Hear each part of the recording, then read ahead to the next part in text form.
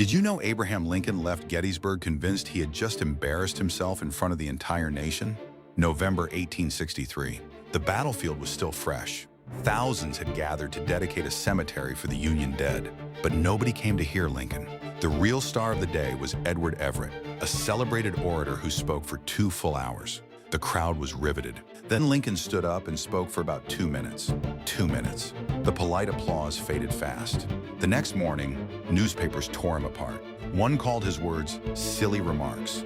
Another said the speech was an insult to the soldiers buried there. Lincoln himself told a friend he considered it a flat failure. But here's the part that changes everything. Edward Everett wrote Lincoln a letter the very next day.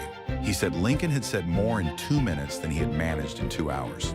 History agreed. Everett's speech has been forgotten by almost everyone. Lincoln's 272 words are carved in marble. Sometimes the room gets it wrong.